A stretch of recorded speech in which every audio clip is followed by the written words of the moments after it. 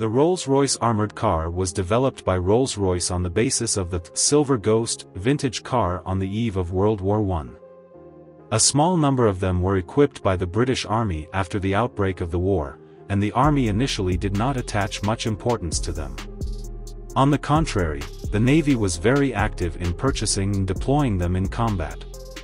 Perhaps due to the deeply rooted tactical mindset of bayonet fighting, many Army officers did not have the concept of high-speed maneuver warfare before the outbreak of World War I.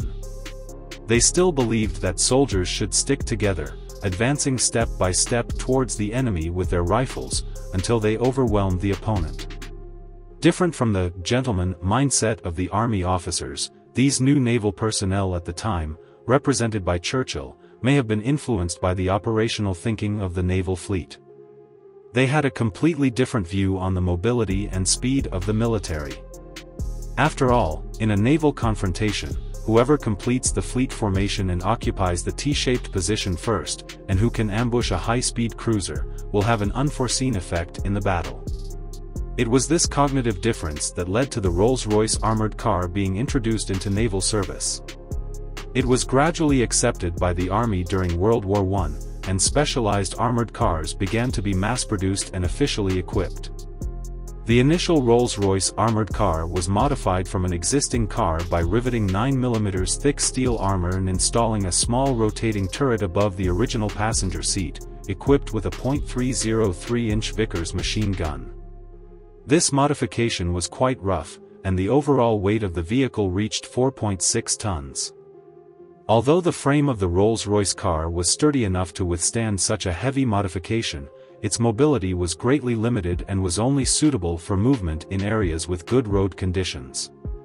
Later, the company produced specialized armored cars, which still used the chassis of the Silver Ghost car, but directly replaced the car's structure with armored plates, significantly reducing the weight.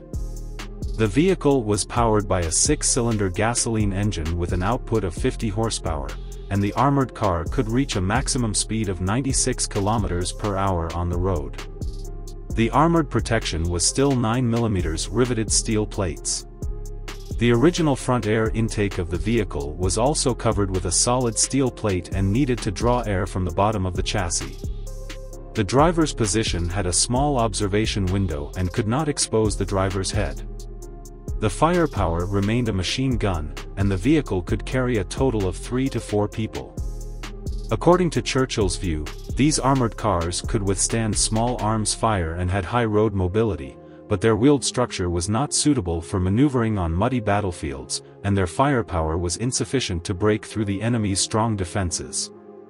Therefore, the main task of these armored cars was to advance along roads, to destroy the enemy's railway lines, supply depots, and conduct surprise attacks.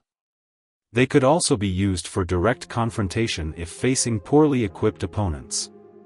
This approach was very similar to the tactics of cruisers in naval combat, which involved avoiding the enemy's main force, launching surprise attacks based on their own mobility, and cooperating with the main force to fight, then withdrawing before the enemy's main force could react, fighting if possible, and retreating if not.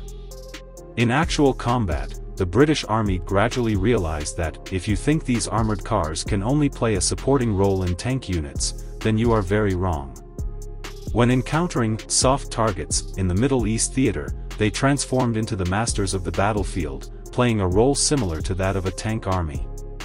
The famous Arabian hero Lawrence entered Damascus in 1918 in a Rolls-Royce armored car.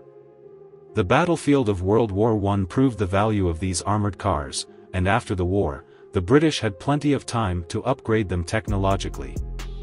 Due to the limitations of the vehicle structure, although several improved models were introduced before World War II, they were all similar, mainly adding a Lewis machine gun and other features. There were also versions with.